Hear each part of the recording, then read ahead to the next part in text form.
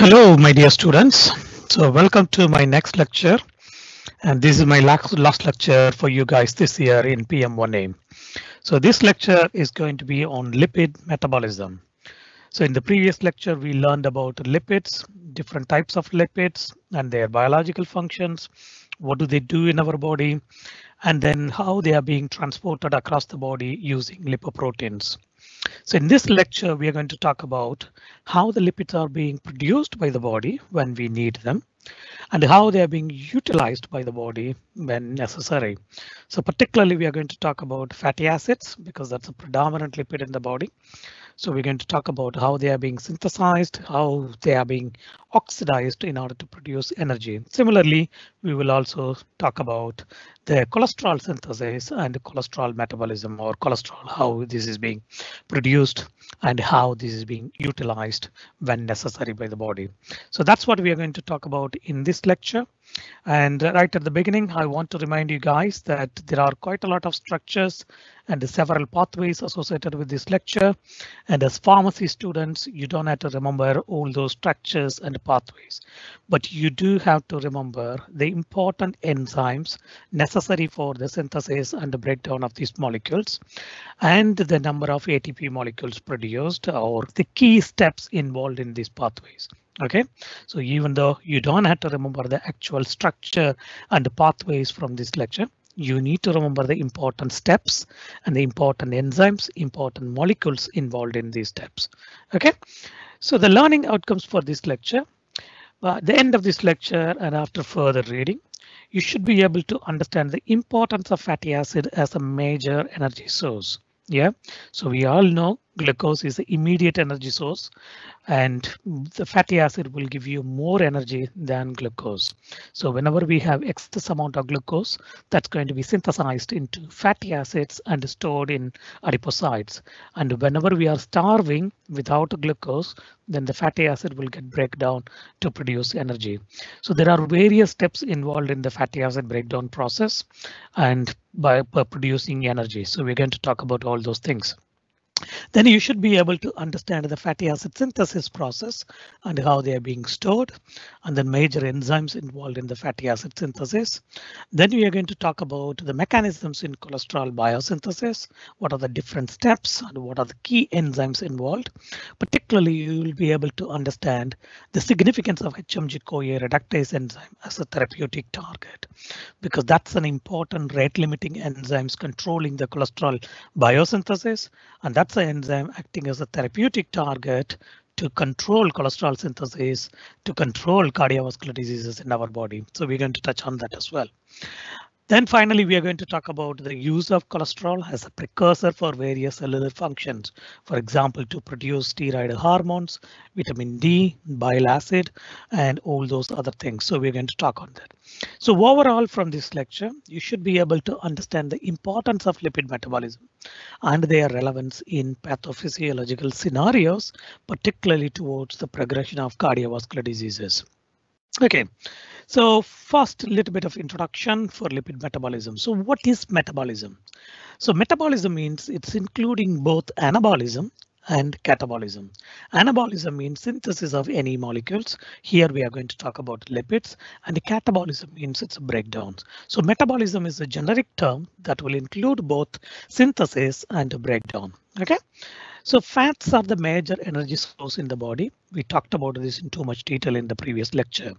So the glucose, there is a limitation to how much glucose can be stored in the body, and the rest of the glucose need to be converted into fats and they are stored in the body, and they are acting as a major energy reservoir in the body.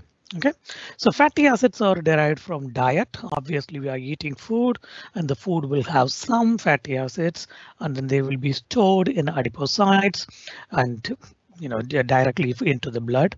So or from liver.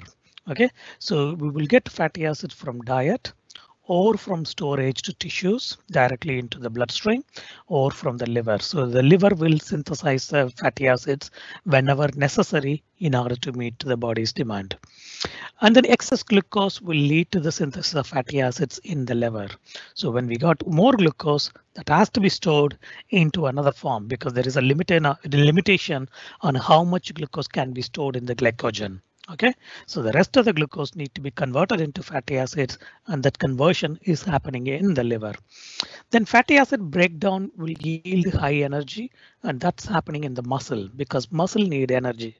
So whenever the glucose is not there, the fatty acids will be utilized through oxidation process or breakdown process in order to release the energy. So you need to remember here, the fatty acid synthesis is happening in the liver. Okay, so whenever there is excess glucose, that's going to be converted into fatty acids in the liver. Similarly, the fatty acid breakdown or the oxidation is happening in the muscle in order to extract the energy from fatty acids. So try to remember the location. Similarly, the cholesterol biosynthesis is happening when required in the liver. Okay, so we will take some cholesterol through our diet, but that's not enough to meet the body's demand. Therefore, endogenous cholesterol will be produced by the liver. And cholesterol acts as a precursor to form several hormones, bile acid, and vitamin D. So all these processes, the metabolisms are tightly controlled by enzymes and hormones. Okay, if there's any problem happening within these controlled mechanisms or controlling mechanisms, then that will lead to pathological conditions or disease conditions. Okay, all the metabolic pathways are controlled by various enzymes and hormones. So in this lecture, we are going to talk about fatty acid oxidation. So how the fatty acid is being broken down, and how this is producing energy in order to be utilized for the muscles. So that's what we are going to focus on the first part of this lecture. Next, we are going to talk about fatty acid synthesis. So if we got excess amount of glucose, how that's going to be converted into fatty acid. Then we are going to talk about cholesterol biosynthesis, and then finally how cholesterol is getting broken down or converted into other molecules in the body. Okay, so first, oxidation or breakdown of fatty acids. So we are starving for some energy. So there's no glucose. So we need to utilize the fatty acid stored in our adipocytes. So how this fatty acid is going to be utilized in order to produce the energy. So that's what we are going to talk in this part of the lecture. So as we discussed in the last lecture, fatty acids, the free fatty acids are rarely found in the body, mainly during the metabolism. Rest of the time, they will be combined with the glycerol molecule and stored in the form of triacylglycerides or triglycerides, TAG. Okay, this is how it's being stored. So now you need to break down this TAG in order to get free fatty acids. Okay, because that's a storage form, but we need free fatty acids in order to produce energy. So this tag will be originally when the tag was formed, water molecules were removed. That's how the diester linkages were formed here. Now the water molecules are going to be added back to tag, and then it's going to get broken down to produce glycerol and 3 fatty acid molecules. Here there is an enzyme called hormone sensitive lipase. That enzyme is involved. Lipase means that's the enzyme going to break down lipids. Okay, lipase means it's a hydrolytic enzyme which is going to hydrolyze lipid. So the hormone sensitive lipase enzyme is released here during starvation, and this sensitive molecule, this enzyme, is breaking down tag to release the glycerol and 3 fatty acid molecules. Now, the glycerol will go through the glycolytic pathway, which I'm not going to go through in detail because glycolytic pathway you will learn in a separate lecture. Now, the free fatty acid molecules will enter into oxidation in order to produce the energy. Okay, so how this is producing energy? So there's a next step. It's called activation of fatty acids. So the free fatty acid cannot be used straight away into the oxidation process. So it has to be converted into another molecule. That process is called activation, and that another molecule will enter into the oxidation process. Okay, so what's happening here? So first, the fatty acid molecule is there. This molecule is going to combine with the coenzyme A. This is the coenzyme. It's going to combine with this coenzyme A and become fatty acyl CoA. Okay, here an enzyme called acyl CoA synthase is involved, and this enzyme is present on the outer mitochondrial membrane. Okay, you need to remember the mitochondria has got 2 membrane, outer mitochondrial membrane and inner mitochondrial membrane, and in between there's an inner mitochondrial space. Okay, so this enzyme is present on the outer mitochondrial membrane because the fatty acid is there in the cytoplasm. So this has to go inside the mitochondria to produce energy. So this step here, the fatty acid is being converted into fatty acyl CoA in the presence of this enzyme and a cofactor called coenzyme A. So this step requires energy. It will utilize ATP and the ATP will be converted into AMP plus pyrophosphate. So remember this, it is utilizing one ATP molecule. Further down here, this pyrophosphate has to be converted into 2 inorganic phosphate by this enzyme pyrophosphatase, and this will also utilize energy. So totally 2 ATP molecules will be utilized during the activation of fatty acid. Okay, and the activation of fatty acid is happening in the cytoplasm using the enzyme present on the outer mitochondrial membrane. And please don't get confused between fatty acyl CoA and acetyl CoA. Acetyl CoA is a 2-carbon containing molecule, and that's what is going to be produced at the end of the fatty acid oxidation. Okay, by breaking down the fatty acid molecule, we are going to produce acetyl CoA, which is a 2-carbon containing organic molecule. But the fatty acyl CoA means it's a full fatty acid. It could be 16 carbon containing molecule or 18 carbon containing molecule plus a coenzyme A, that's a cofactor attached to it. Yeah, so please don't get confused between acyl CoA and acetyl CoA. Okay, now the next step, formation of acyl carnitine and its transport. So now you got this fatty acyl CoA, but this is in cytoplasm. The metabolism will happen only inside the mitochondria. So this has to go inside the mitochondria. So how that's going to happen?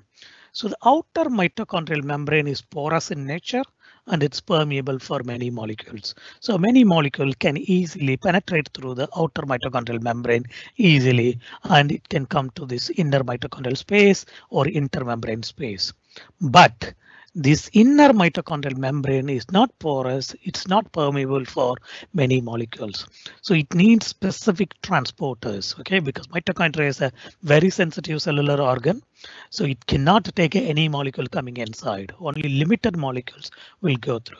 So for those limited molecules to enter through the inner mitochondrial membrane, they need specific transporters or channels. Only using these channels, these molecules can go inside of the mitochondria. So what's happening here? The fatty acyl CoA cannot enter through the inner mitochondrial membrane. Therefore, it has to be converted into another molecule called acyl carnitine. Okay, so carnitine is another compound. It's ammonium compound. This compound is going to bind to this fatty acyl CoA and form acyl carnitine and release the coenzyme A. Okay, and here there's an enzyme called carnitine acyl transferase 1. This is present on the outer membrane, outer mitochondrial membrane. This enzyme is converting this fatty acyl CoA plus carnitine into acyl carnitine. This is the one catalyzing this reaction. OK, so you need to remember this.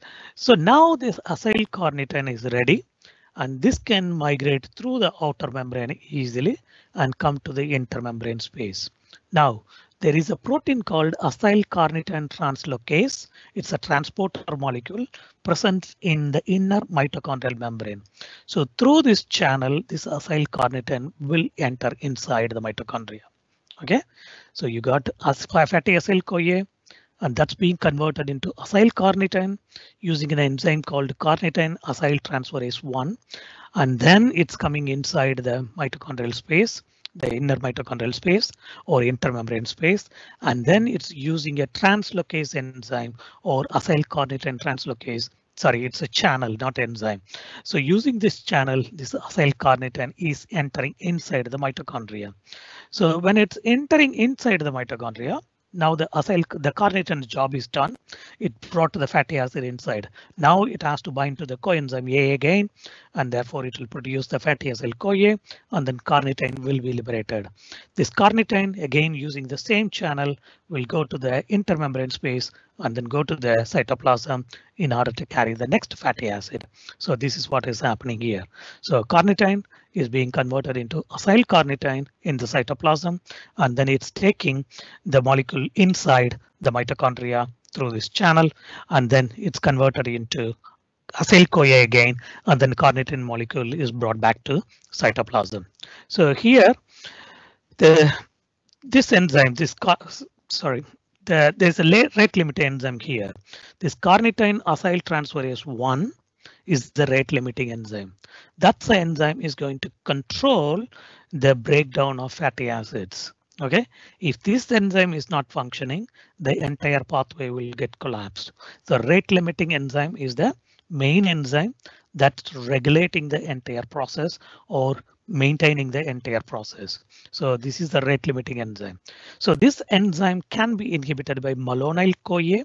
That malonyl CoA we will talk about during fatty acid synthesis that's involved in fatty acid synthesis. So whenever we have excess amount of malonyl CoA, that enzyme will come and bind to this CAT1 and then stop this breakdown. Okay, because if you already got excess amount of malonyl CoA, which means you already got excess amount of glucose, you don't need energy from fatty acids. Therefore, this process has to be stopped. We don't have to break down fatty acids to produce energy. So that's a negative feedback regulation. So please remember here, carnitine acyl transferase 1 is a rate limiting enzyme for fatty acid oxidation. Okay, and then here carnitine acyl transferase 2, that's in the inner mitochondrial membrane. That's the one is converting acyl carnitine into fatty acyl CoA, liberating the carnitine. And then the acyl carnitine translocase is the transporter molecule that's transporting acyl carnitine inside the mitochondria and then transporting carnitine from mitochondria to the cytoplasm. So this is formation of acyl carnitine and it's a transport. So next, the beta oxidation cycles. So now you got fatty acyl CoA inside the mitochondria. Now this is going to go through the oxidation process in order to produce energy. Okay, so how this is happening? First, why this is called beta oxidation? So if we look at the structure of the fatty acid molecule here, so the oxidation is happening in the second carbon from your right hand side. So this is coenzyme A, so you don't have to worry about this. And this is the first carbon of the fatty acid, and this is second carbon of the fatty acid from your right hand side. So this is alpha carbon and this is beta carbon. And during this oxidation step, every time and after every cycle, or the second carbon, that's a beta carbon, is going to get oxidized.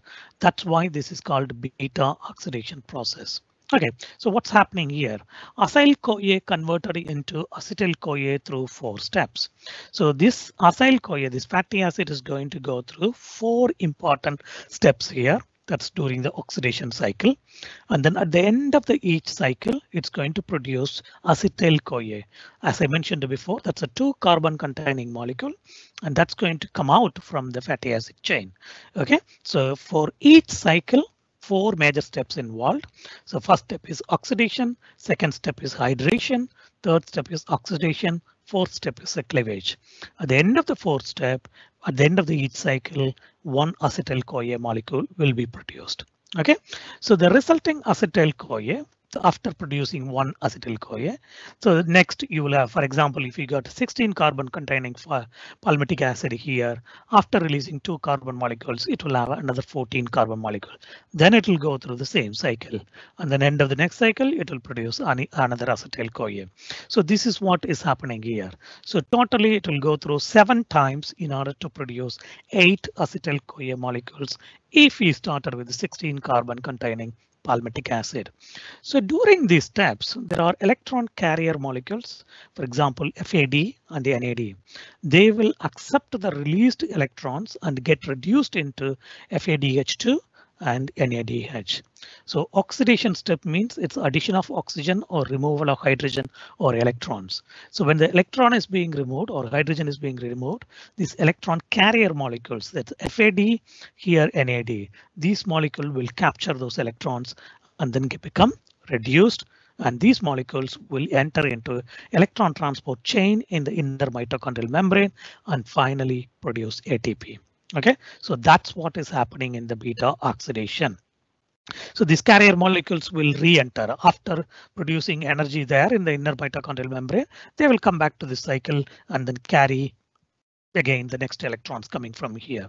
So these each steps need water and coenzyme A. So here the water is being used and then the coenzyme A will be utilized here when producing the acetyl CoA in the last step, in the fourth step.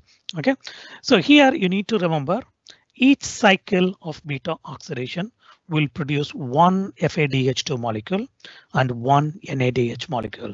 So the FADH2 molecule is being produced at the first step oxidation, and then the NADH molecule is being produced in the third step, that's also oxidation.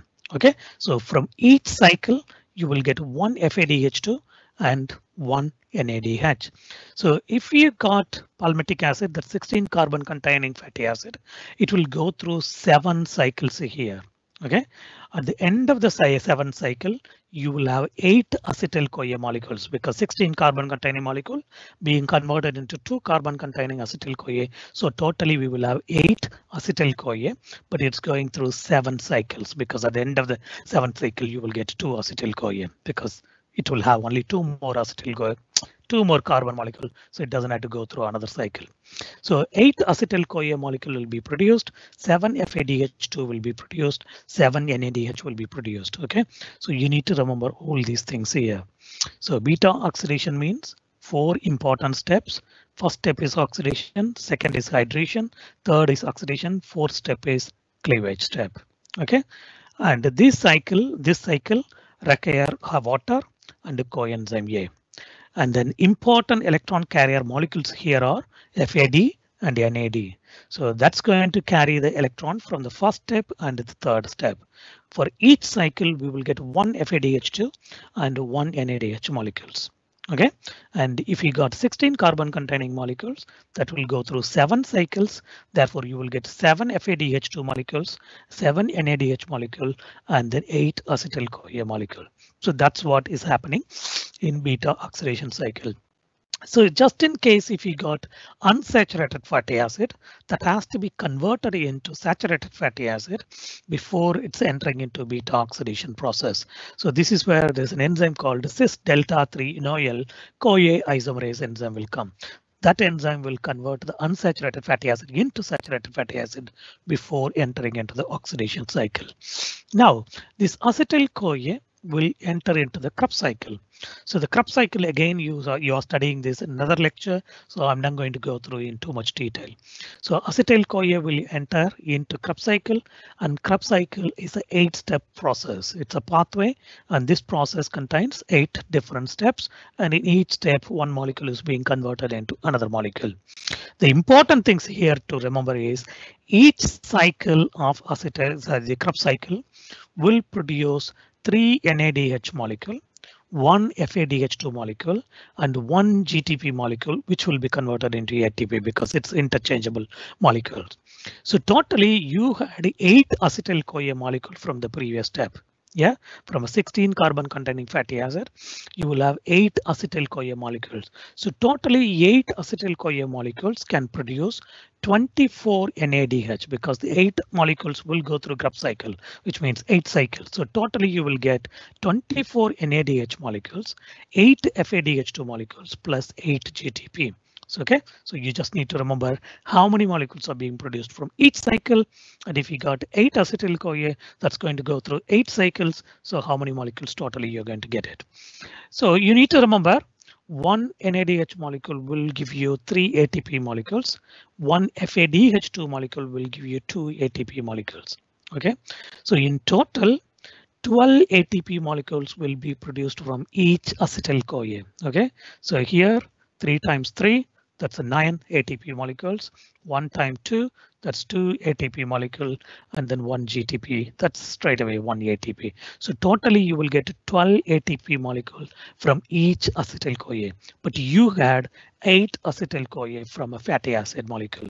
So totally you will get 96 ATP molecules from your 8 acetyl CoA from a single 16 carbon containing fatty acid molecule.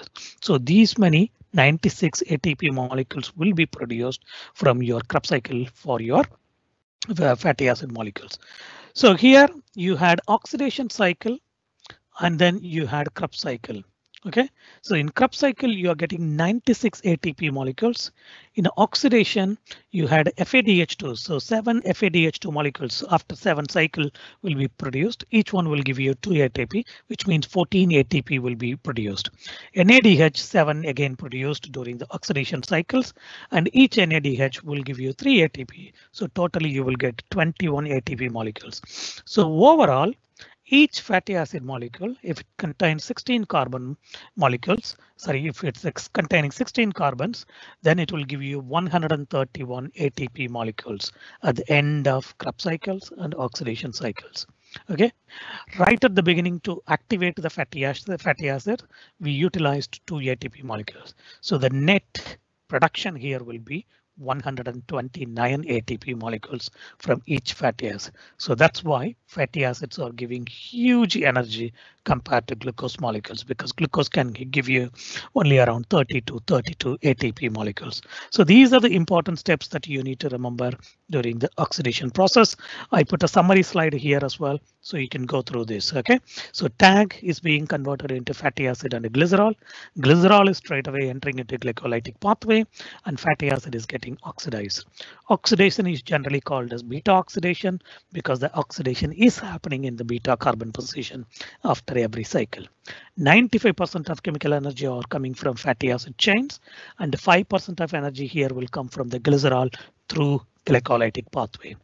Breakdown of fatty acid will produce electrons, and these are transferred through electron carrier molecules such as NAD and FAD to the electron transport chain. Breaking the fatty acid into acetyl-CoA is the main process of the oxidation. Acetyl-CoA is basically 2 carbon containing molecule. Acetyl-CoA is entering into Krebs cycle and produce more electrons. So 12 ATP molecules will be produced per acetyl-CoA molecules. So totally 8 acetyl-CoA will give you 96 ATP molecules from the Krebs cycle. And the conversion of fatty acid into acetyl-CoA in the oxidation process will give you 35 ATP molecules. Okay, so totally you will have 131 molecule, but you spent already 2 molecules during the activation of fatty acid. So the net production here will be 129 ATP molecules from the oxidation of single 16 carbon containing fatty acid molecule. As I said before, each glucose will give you only 30 to 32 ATP molecules. So fatty acid synthesis is performed in cytoplasm. That's what we're going to talk in the next lecture, sorry, next video. But the oxidation is happening within the mitochondria. Okay, so this includes 3 phases. One is activation phase, and the next one is transport phase. That's when the molecule is being transported from cytoplasm to mitochondria, and the last stage is oxidation stage. That's when the energy is being produced. Okay, I'll stop this here and continue in the next video. Thank you.